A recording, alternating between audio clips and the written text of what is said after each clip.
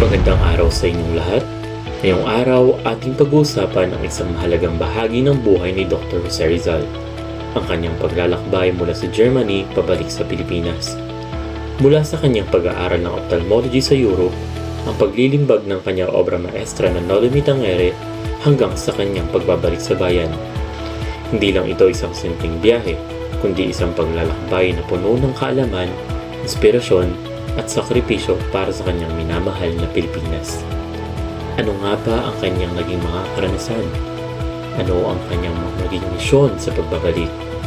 At paano niya hinarap ang mga hamon sa kanyang landas? Tara, sabay nating tuklasin ang makasaysayang paglalakbay ng ating pambansang bayani, si Dr. Jose Rizal. Noong Nobyembre 1885, matapos tapusin ang kanyang pag-aaral sa Central University of Madrid, agad na nagtungo si Rizal sa Paris upang higit pang palawakin ang kanyang kaalaman sa ophthalmolohiya. Doon, nagtrabaho siya bilang assistant ni Dr. Louis de Wecker, isang kilalang French ophthalmologist, kung saan lalo niyang pinahusay ang kanyang kakayahan sa operasyon sa mata. Sa ilalim ng paggabay ni Dr. de Wecker, natutunan ni Rizal kung paano magsagawa ng mga operasyon sa mata, mag-diagnose ng iba't ibang sakit sa mata at mahasa sa iba't ibang teknik sa pag-opera. Habang naninirahan sa Paris, muling nagkita-kita si Rizal at ang kanyang mga kaibigan. Kabilang narito ang pintor na si Juan Luna, isang tanyag na Pilipinong alagad ng sining, at ang kapwa niyang mag-aaral sa medisina na si Maximo Viola. While staying with Luna, nagsilbi pa siyang modelo para sa dalawang historical paintings. Una, ang The Blood Compact, in which he posed as Dato si Katuna, and the other, The Death of Cleopatra, where he portrayed an Egyptian priest. It was also during this time that Noli Tangere was halfway completed. Matapos ang kanyang pananatili sa Paris, lumipat si Rizal sa Heidelberg, Germany noong Pebrero 1886 para ipagpatuloy ang kanyang pag-aaral sa ophthalmolohiya. He trained at the University of Heidelberg's Eye Hospital under the mentorship of Dr. Otto Becker, a distinguished German ophthalmologist. Malaki ang naging papel ni Dr. Becker sa pagpapalawak ng kaalaman ni Rizal sa medisina, lalong-lalo na sa ophthalmic surgery. Since Rizal had already earned a medical degree in Spain and was licensed to practice, he was granted permission to attend lectures and observe medical procedures at Heidelberg University, even though he was not officially enrolled. Dahil sa kanyang husay, nakamit siya ng respeto mula sa mga European medical professionals at kalaunan ay nagsasagawa na rin siya ng mga operasyon ng mag-isa. Rizal's primary medical focus was on eye surgery, lalo na ang paggamot sa katarata. His training in Germany combined theoretical learning with hands-on practice, further solidifying his practice in ophthalmology. On July 31, 1886, Rizal wrote a letter to Professor Ferdinand Blumentritt, a historian and an ethnologist, who was the director of Ateneo of Leitmeritz in Austria. Natuklasan kasi ni Rizal na may malalim na interes si Blumentritt sa kultura at mga wika ng Pilipinas, kaya't nagpasya siyang makipag-unayan. In his letter, Rizal expressed his gratitude for Blumentritt's interest in the Philippines and sent him a Spanish-Tagalog arithmetic book as a gift. He wrote, "Esteemed Sir, having heard that your Lordship is studying our language and that you have already published some works on the subject, I take the liberty of sending you a valuable book written in the language by a countryman of mine. The Spanish version is mediocre because the author is only a modest writer, but the Tagalog version is good." The Austrian scholar was impressed by Rizal's knowledge and sincerity, and this letter marked the beginning of their long-lasting friendship. Blumentritt was delighted to receive Rizal's letter and gift, and he reciprocated by sending Rizal 2 books. He said to the letter, "Very esteemed Sir, I received your letter together with the 2 books that I value very much. I read them with great pleasure and satisfaction. I appreciate your kindness and I shall not forget your courtesy in accepting my insignificant gift." After that, they even exchanged books, manuscripts, and maps, and after 4 months of correspondence, Rizal mustered the courage to suggest that they exchange photographs.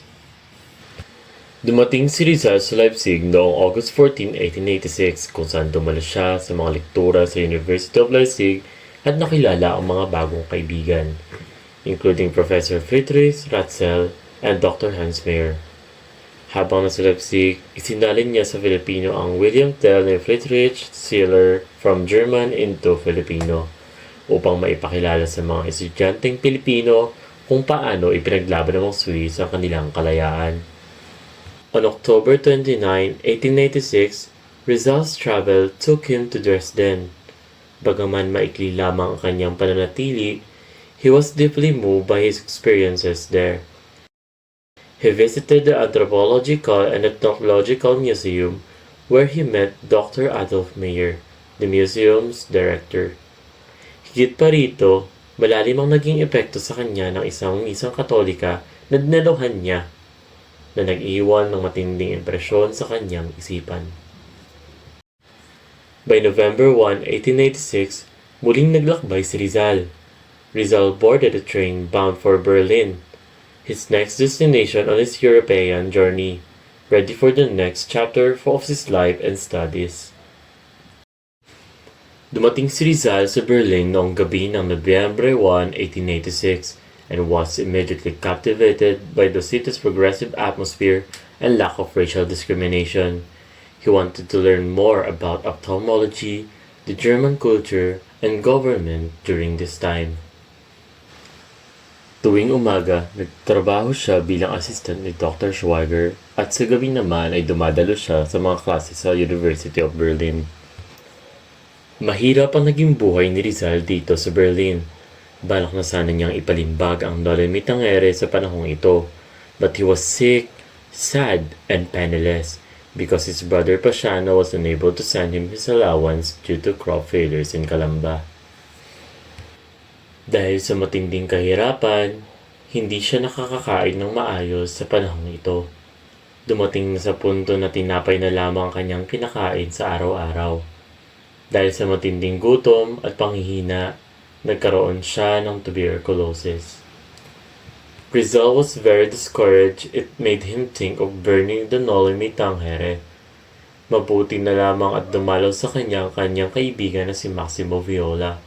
Nang malaman ni Viola ang kalagayan ni Rizal, pinautang niya ito ng pera para sa kanyang pang-araw-araw na gastusin at nagbigay pa ito ng 300 pesos para sa printing ng Nolimi Tangere. In 1887, 2,000 copies of Nolimi Tangere were produced and distributed to Filipinos in Europe, including Dr. Blumentritt. Bound copies were boxed and sent to some friends in Barcelona and Madrid. Upang maipasok ang mga ito sa Pilipinas nang hindi nahalata ng mga otoridad, ginamit ng mga kanyang kaibigan ang isang matalinong paraan.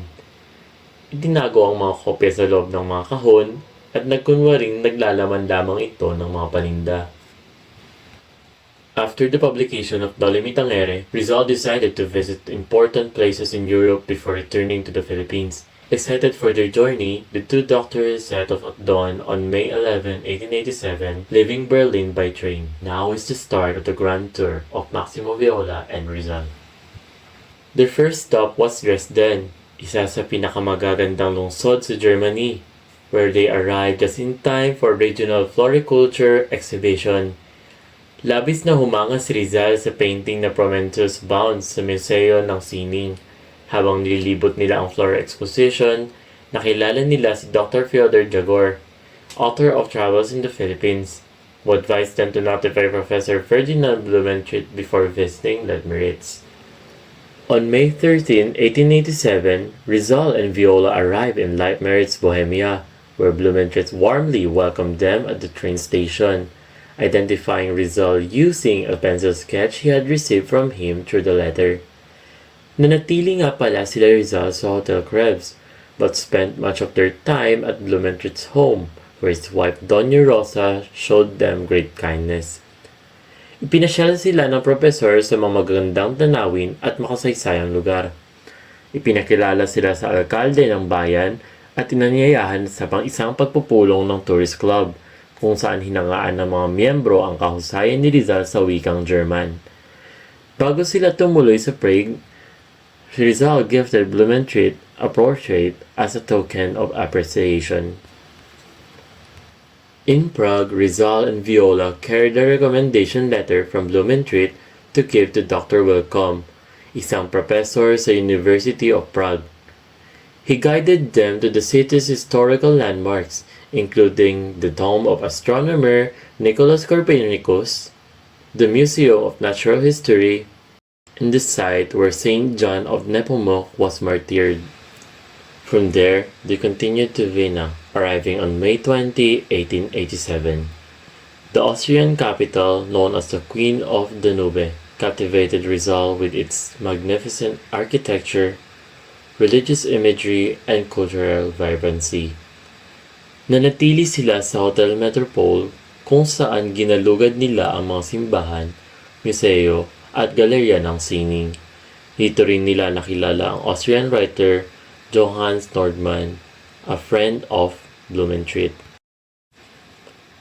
On May 24, they embarked on a river voyage along the Danube River to Linz. Rizal keenly observed life along the river banks, from the cargo barge to the families living on the boats. They continued their journey overland through Salzburg, the birthplace of Wolfgang Amadeus Mozart, before reaching Munich kung saan sinubukan nila ang sikat na beer ng lungsod. In Nuremberg, they saw medieval torture devices and visited its well-known doll-making industry. They then proceeded to Ulm, where they admired Germany's tallest cathedral before making brief stops in Stuttgart and Baden. One of the highlights of their journey was seeing Rheinfall, Europe's most beautiful waterfall.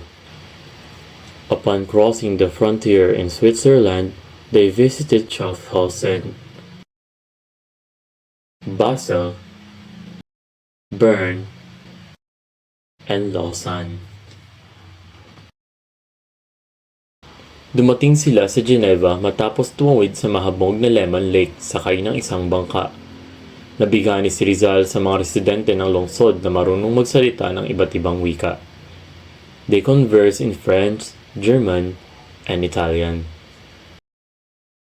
On June 19, 1887, sa kanyang ika-26 na kaarawan, he treated Viola to a special meal. They spent 15 days in Geneva before parting ways. After 15 days, bumalik si Viola sa Barcelona, samantalang ipinagpatuloy ni Rizal ang kanyang paglalakbay. During his tour, Rizal received disturbing news from Madrid about the plight of the Igorots. Lubha siyang nagalit nang malamang ang mga Igorot mula sa Pilipinas ay itinanghal sa 1887 Madrid's Exposition in deplorable conditions, where some died and their clothing and weapons were mocked. This deeply angered Rizal, reinforcing his desire for reforms in the Philippines. From Switzerland, Rizal traveled to Italy, visiting Turin, Milan, Venice, and Florence. After Switzerland, on June 27, 1887, he arrived in Rome, the Eternal City. He was deeply fascinated by St. Peter's Square, the Papal Swiss Guards, and the city's religious atmosphere.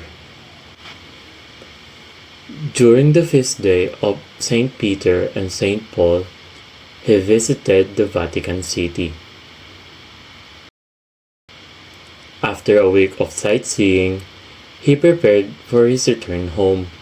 He boarded the SS Salvadora Gemna, or the same ship he had taken to Europe 5 years earlier. At dyan nagtatapos ang ating talakayan.